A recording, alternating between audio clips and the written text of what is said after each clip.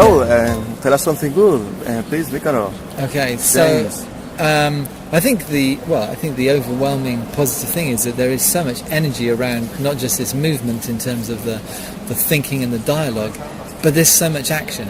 So we at Triodos Bank, we have we're growing, which is very nice. It's not the main kind of goal that we have, but it's an indication of the number and range now of social entrepreneurs. So people who want to address social needs in a really business-like way, to be able to make these ideas about what it is that can kind of help to create a better society more sustainable, so that they can really kind of live. And I think that there's so much creativity that can get unleashed in places like this when people from very different fields, so it could be energy entrepreneurs, people dealing with teenagers, people dealing with care needs or in cultural sector or land use, come together and find common connections of humanity. That's where the new ideas can really kind of spring forth. So this is a very energizing conference, because in those crossovers can come very different new thoughts, and that's where the ideas can then lead to innovations, which then lead to businesses and enterprises, which then we can follow with the money from ordinary people, savers, investors, who are really wanting to see these initiatives thrive, because they know that the more that these things can flourish, the better the world is going to be. We love your exposition with the very visual explanation about the old world and the new world. Yeah. But you were in the middle. Yeah. So how can we connect? Because you explained that the new world needs, in sometimes, the old world. Yeah. So how can, for example, in our experience, we are in the middle, no? So yes. How can we finally go to the new world with the new economy, but how to?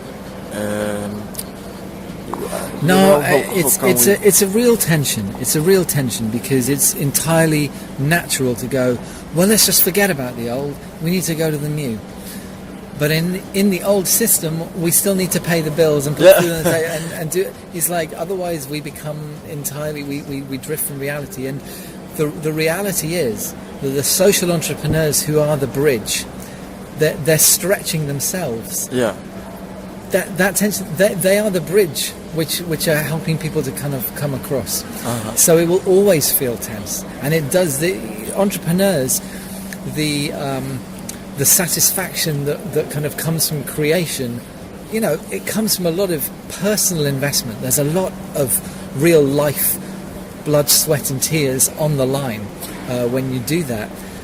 And that probably can't let go. Let's be realistic. It's like, it will feel hard. Yeah. But in feeling hard, that's how, muscles become stronger when you break them down.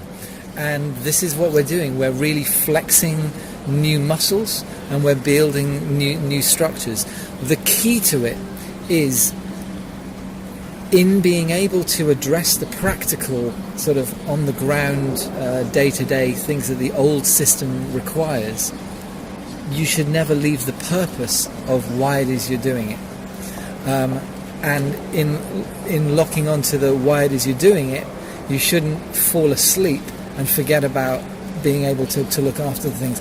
That is what we as Triodos Bank, we help to kind of connect. So when we meet an entrepreneur, the first part of the conversation is really understanding the motivation, really wanting to lock onto the purpose, because unless that soul energy is there's nothing really to work with. Yeah. Once we've got that and we can really understand that, then we can start to kind of look at, well, how does this look and translate into the social connections? So how do they connect to their customers? How do they connect to the people working with the organisation, to the suppliers, to all the stakeholders around it? Are things in a good balance there? Does this feel like a good situation? Because if it does, not only from it being a good reference point for what society wants as a good place of work or existence, it's also something which everybody cares about. So for managing risk, well, if things ever were the tough times, when you're in this stretch, people are going to come together to support things. And then finally, at the practical level, are things ordered in the right way? Do the ecological and economic resources, are they cared for in such a way that it can be self-sustaining? The prosperity kind of that it needs in order to self-generate and mobilize its own future, that is in balance with the goals of the organization and the purpose. And within that dynamic, if you've got those three elements healthy, motivation, the social and the practical, then you have a healthy organization. That is our process. That is what we look at. When we come to analyze the economic side, there's certain ratios and other things which other banks would do first, but it's being able to start with the purpose and then lead to that overall balance, which helps our flow in making the right kind of judgments. So that's the Triodos Bank, if you like, recipe. This is why this is our bank. Yeah. Very interesting. I feel very identified because I feel like I am in the middle. My passion is this, is telling good stories. But we have to pay the bills. So and it's a compromise. How to balance this? No? It's not a trade-off. It's a stretch. It is like it's part of yourself is really for the purpose, and that this other thing it's not going away. So it feels like, and I think in a way being able to reach an acceptance of that enables entrepreneurs to move forward. But also the sense here that you get that, and you're not alone. And that there are others who, for example, she's a new partner for us. We are not alone, and we are in the same.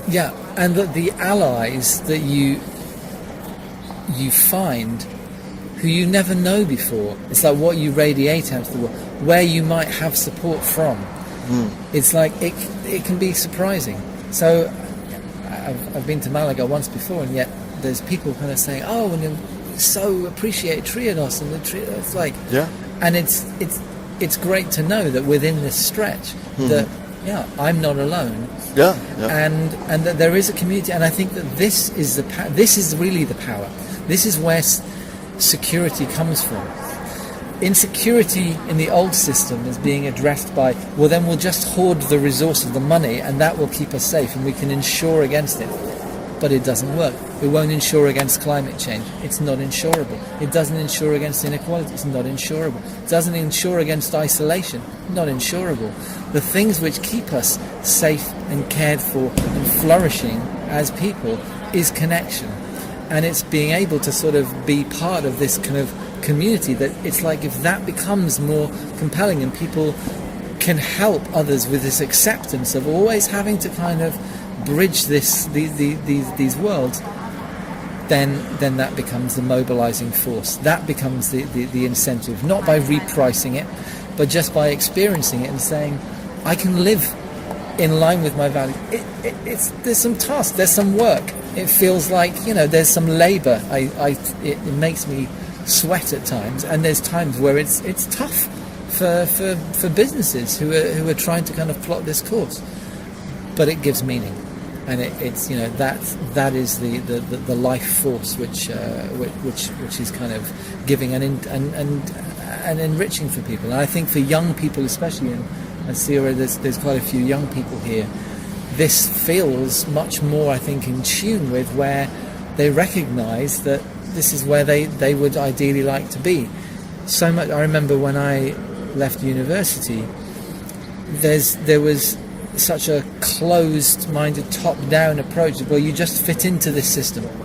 And now people recognise it's much more flat and distributed, and you have to create your own bit of the system and mobilise and network and find your way in.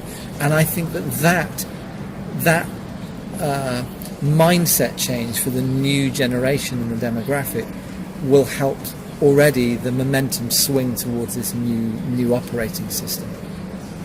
Yeah, well, thank you very much.